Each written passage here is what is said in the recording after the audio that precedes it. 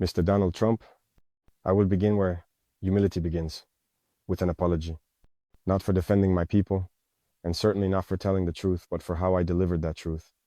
For the fire in my voice, the sharpness in my tone, the weight of my words.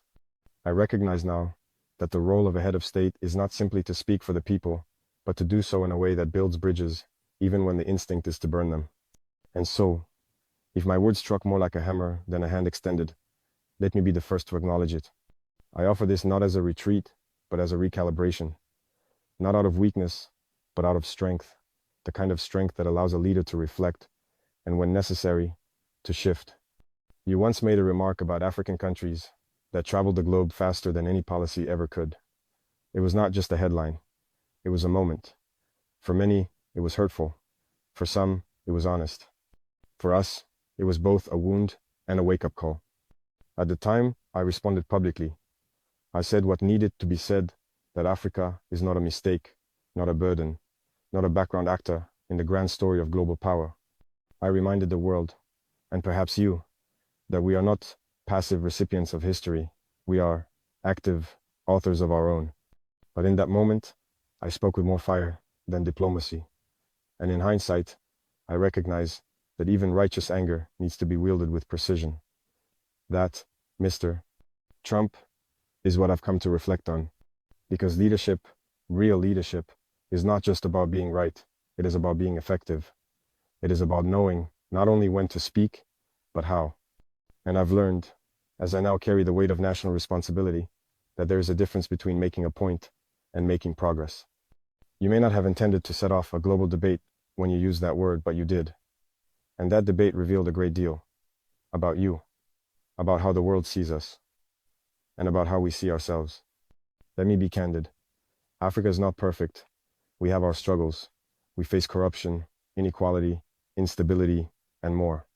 But we are also full of ideas, energy, ambition, and above all, people, millions of them, who are working every day to change their lives and their countries for the better. Your comment didn't just insult governments, it insulted individuals, farmers, teachers, young entrepreneurs, nurses, artists, engineers, people who are doing the real work of nation building, often under conditions most politicians in air-conditioned offices would never survive. So when I spoke out, I wasn't speaking to you alone. I was speaking to everyone who thinks like you, everyone who looks at a continent of 1.4 billion people and sees only poverty, everyone who sees natural resources and forgets the humans who live above them. But as I've reflected more, I realize that there's a deeper truth at play here. You are not the root of the problem. You are a symptom of it. You said what others only whisper. You expressed out loud what many quietly believe, that power justifies prejudice, that wealth grants wisdom, that loudness equals leadership. And in doing so, you gave us a gift, a very harsh one, but a gift nonetheless. You reminded us that our value cannot be based on how others see us. It must come from how we see ourselves and what we do with that vision. So here is what I want you to understand now. Africa is not asking to be pitied. We are asking to be respected. Not with grand speeches or charity galas, but with fair trade, true partnerships, and an end to the policies that keep our potential locked beneath the ground or exported without return. We do not need saving. We need space. We need opportunity. And above all, we need to be heard not as a monolith, but as a mosaic of vibrant, complex, and sovereign nations. I understand now that part of being heard also means being strategic. Not every truth needs to be shouted. Some truths, when spoken calmly, carry more weight. Some messages land more deeply when delivered with composure instead of confrontation. That's where I fell short. Not in message, but in method. And so, Mr. Trump, I say this with sincerity. If my words caused personal offense, let me make it clear that my intention was not to spark personal conflict, but to provoke global reflection.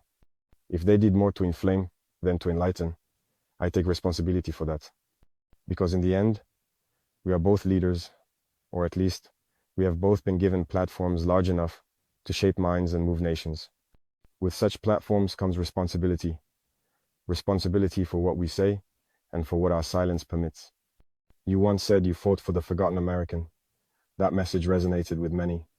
But I hope you now understand that across the ocean are billions more, also striving, also hoping, also working, who are tired of being forgotten by global systems that were never designed with them in mind. The future does not belong to the loudest voices. It belongs to the boldest builders. And we are building, Mr. Trump. Quietly, consistently, in the streets, in the schools, in the science labs, in the fields. We are laying the groundwork for a century where Africa is not on the receiving end of history, but at the center of it. So yes, if this statement must carry the title of an apology, let it be this. I apologize for letting one man's opinion take so much of our time and attention. That time should have been spent doubling down on our vision, not our outrage. It should have been spent building stronger ties with those who believe in mutual respect, not wasting energy on those who do not. From now on, that is where our focus will be. We have nothing to prove to those who doubt us. We only have promises to keep to those who believe in us, our people. Mr. Trump, if you truly wish to lead again, I hope you lead with more perspective. Not because the world demands it, but because history will. And if you choose not to, that is your path. But know this, Africa will no longer be defined by what others call us. We will be defined by what we call ourselves and what we build together.